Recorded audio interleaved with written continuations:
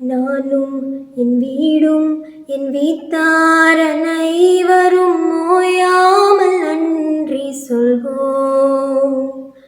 நானும் என் வீடும் என் வீட்டார் அனைவரும்